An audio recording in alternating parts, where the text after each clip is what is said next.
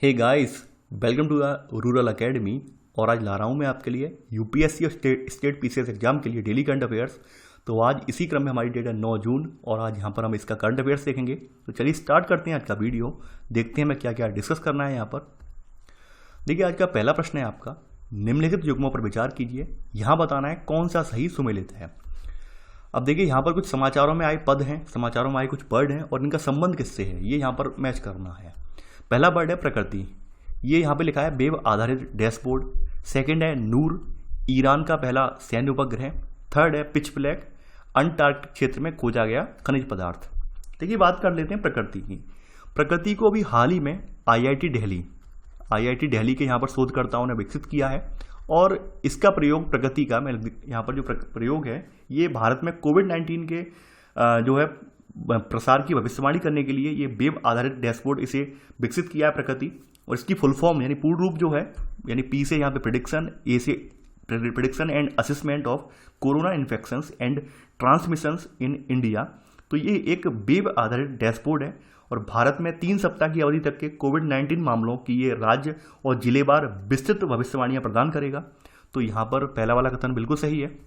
नूर की बात करें तो नूर अप्रैल महीने में लॉन्च किया गया ईरान का पहला सैन्य उपग्रह है, जिसे यहाँ पर इन्होंने एक डेजर्ट है, मध्य रेगिस्तान है, जिसे इन्हें दस्त ए काबिर कहा जाता है। यानी इस रेगिस्तान को यहाँ पर दस्त ए काबिर कहा जाता है। तो इस रेगिस्तान से इन्होंने अपना पहला सैन्य सैटेलाइट ईरान ने लॉन्च किया है, जिसका नाम है नूर। तो सेकंड वाला ऑप्शन भी यहाँ पे सही है। पिच ब्लैक की बात की जाए, देखिए यहाँ पे लिखा हुआ है अंटार्कटिक क्षेत्र में खोजा गया खनिज पदार्थ। देखिए, पिच ब्लैक जो है अंटार्कटिक क्षेत्र में खोजा हुआ जो है यहाँ पर खनिज पदार्थ नहीं है, बल्कि यहाँ पर ये रॉयल, लिख दे रहा हूँ मैं, रॉयल ऑस्ट्रेलियन एयरफोर्स, इसका एक युद्धाभ्यास है। यानी कि ये pitch black royal Australian air force द्वारा आयोजित किया जाने वाला एक द्विवार्षिक यानी 2 साल के दौरान किया जाने वाला एक ये जो है बहुपक्षीय हवाई युद्धाभ्यास है। और इसकी शुरुआत जो की गई थी वो 1981 में की गई थी, 1981 में स्टार्ट किया गया था। और यहाँ पर भारतीय वायुसेना ने यानी इंडियन एयरफोर्स ने इसमें IAF लिख दे रहा हूँ शॉर्ट में, इंडियन एयरफोर्स में इसने जो है 2018 में इंडियन IAF ने इसमें पार्टिसिपेट किया था। ठीक है, इस जो है रॉयल ऑस्ट्रेलियन एयरफोर्स का जो पिच ब्लैक अभ्यास है इसमें इंडियन एयरफोर्स ने यहाँ पे 2018 में पार्टिसिपेट किया था। तो यहाँ पर पहला और दूसरा कथन सही है। तो आंसर है केवल 1 और 2। प्रश्न नंबर 2 है आज आपका, यहाँ पर जल शक्ति यहाँ पे लिखा हुआ है, निम्न कथनों में विचार करिए, यहाँ पर बताना है कौन सा सही है। पहला है जल शक्ति अभियान का उद्देश्य पेयजल हेतु नल का जल उपलब्ध कराना है। सेकंड, जल जीवन मिशन का उद्देश्य जल संचयन, संरक्षण और पुनर्भरण गतिविधियों में तेजी लाना है।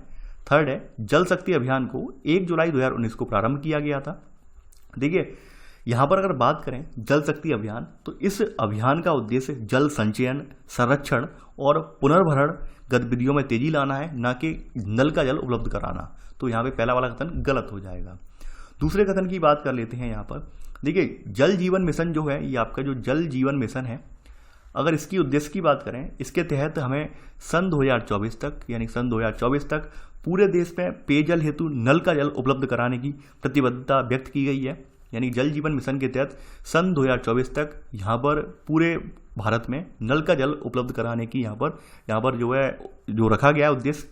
अब आगे बात करते हैं जल शक्ति अभियान का। देखिए, जल शक्ति अभियान को यहाँ पर 1 जुलाई 2019 को प्रारंभ किया गया। देखिए, यहाँ पर थर्ड वाला कथन सही है। जो जल शक्ति अभियान है इसको 1 जुलाई 2019 से प्रारंभ किया गया था। तो यहाँ पर तीसरा वाला कथन सही है। तो ऑप्शन है यहाँ पे सी, केवल थर्ड।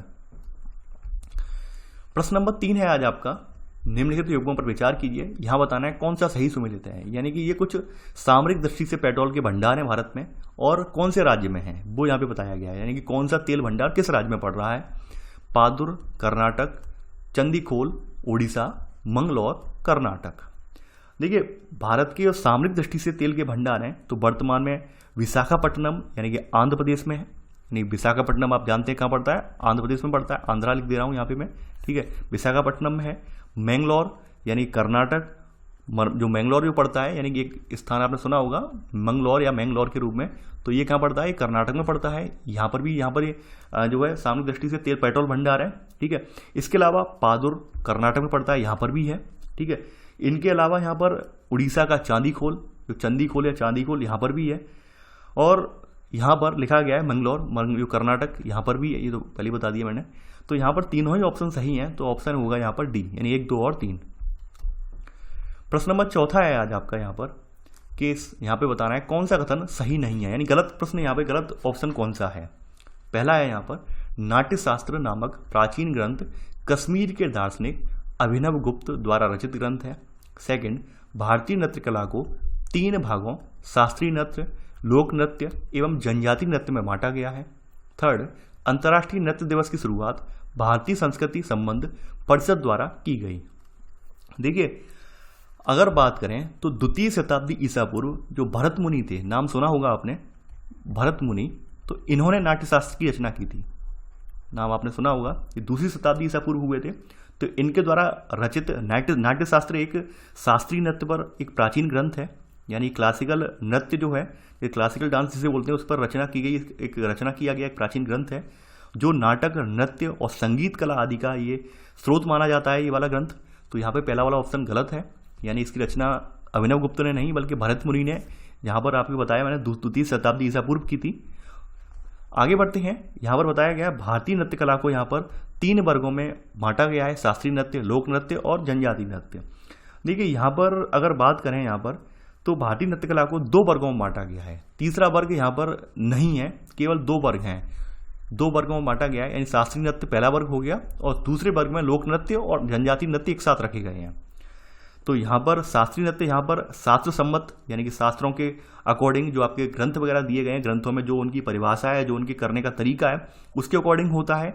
और वहीं लोक और जनजाति नृत्य के बारे में आप जानते होंगे कि ये विभिन्न राज्यों के स्थानीय और जनजाति समूहों के द्वारा संचालित होता है, इसके लिए कोई प्रामाणिक नियम नहीं है, जैसे कि यहाँ पर शास्त्रीय नृत्य के लिए नियम है, यानी कि जो नाट्यशास्त्र की पुस्तक है उसमें काफ़ी सारे नियम बताए गए हैं, उस प्रकार के जनजाति नृत्यों के लिए या लोक नृत्यों के लिए कोई नियम नहीं है। तो यहाँ पर सेकंड वाला ऑप्शन भी गलत हो जाएगा। थर्ड है यहाँ पर अंतर्राष्ट्रीय नृत्य दिवस की शुरुआत भारतीय सांस्कृतिक संबंध परिषद द्वारा की गई। देखिए, यहाँ पर अगर बात करें तो प्रत्येक वर्ष 29 अप्रैल यानी 29 अप्रैल को यहाँ पर जो है आपका जो है वैश्विक स्तर पर अंतर्राष्ट्रीय नृत्य दिवस यानी इंटरनेशनल डांस डे का आयोजन किया जाता है। और इस दिवस की शुरुआत जो है, जो शुरुआत की गई थी वो 29 अप्रैल 1982 में को यूनेस्को के अंतर्राष्ट्रीय थिएटर इंस्टीट्यूट की अंतर्राष्ट्रीय डांस कमेटी के द्वारा शुरुआत की गई थी। यानी यूनेस्को का अंतर्राष्ट्रीय थिएटर इंस्टीट्यूट, इसका एक अंतर्राष्ट्रीय डांस कमेटी थी, तो इसके द्वारा शुरुआत की गई थी। तो यानी तीनों ही ऑप्शन यहाँ पर गलत हैं। तो ऑप्शन यहाँ पे ये पूछा गया है कौन सा कथन सही नहीं है, यानी तीनों ही कथन सही नहीं है, तो आंसर होगा यहाँ पर डी, यानी 1, 2 और 3। प्रश्न नंबर 5 है आज आपका, राष्ट्रीय अवसंरचना पाइपलाइन यानी NIP के संदर्भ में निम्नलिखित कथनों पर विचार कीजिए। यहां बताना है कौन सा कथन सही नहीं है, यानी गलत कौन सा है। पहला है NIP में अवसंरचना सेवाओं के माध्यम से लोगों के जीवन की गुणवत्ता में सुधार किया जाएगा। सेकंड है यहां पर भारत की आधारभूत अवसंरचना के विकास के लिए 10 वर्षीय योजना विकसित की जाएगी, यानी कि यहां पर आधारभूत अवसंरचना सुधारने के लिए हम 10 वर्ष की एक प्लान तैयार करेंगे। थर्ड है NIP में 100 लाख करोड़ रुपए का निवेश किया जाएगा। NIP के जो कार्यान्वयन में केंद्र और राज्यों की लगभग समान हिस्सेदारी होगी। देखिए, यहां पर अगर बात करें तो राष्ट्रीय अवसंरचना पाइपलाइन का विजन अवसंरचना की सेवाओं के माध्यम से लोगों के जीवन की गुणवत्ता में सुधार करना है और वैश्विक मानकों के अनुरूप जीवन सुगमता यानी ईज ऑफ लिविंग को प्राप्त करना है यहाँ पर। अब देखें, NIP के क्रियान्वयन में अगर देखें, यहाँ पे कार्यान्वयन में देखें तो केंद्र की जो हिस्सेदारी यहाँ पर लगभग जो केंद्र है, केंद्र की हिस्सेदारी 39% की है और 39% की ही यहाँ पर किसकी है, राज्यों की भी है। इसके अलावा यहाँ पर जो प्राइवेट सेक्टर है, यानी कि जो प्राइवेट कोर है, यहाँ पर प्राइवेट सेक्टर जिसे हम बोलते हैं, उसकी हिस्सेदारी 22% की है। इसमें प्राइवेट सेक्टर की हिस्सेदारी 22% की प्राइवेट सेक्टर की हिस्सेदारी है। अब देखिए, यहाँ पर जो है बताया गया है, यानी कि ये तो डी वाला ऑप्शन सही है कि NIP क्रियान्वयन में जो है केंद्र और राज्यों की लगभग समान हिस्सेदारी होगी, यानी 39% की समान है। अब बात करते हैं यहाँ पर NIP में। देखिए, यहाँ पर अगले 5 वर्षों में आधारभूत संरचना पर 100 लाख करोड़ रुपए खर्च करने का लक्ष्य रखा गया है, यानी 10 वर्षों में नहीं बल्कि आने वाले 5 सालों में रखा गया है, यानी 5 सालों में हमें यहाँ पर इस पर 100 लाख करोड़ रुपए का निवेश खर्च करना है। तो यहाँ पर कौन सा ऑप्शन गलत होगा, यहाँ पे ऑप्शन जो पूछा गया है कौन सा ऑप्शन सही नहीं है, बी वाला ऑप्शन सही नहीं है, तो यहाँ पे आंसर भी यहाँ पर बी होगा।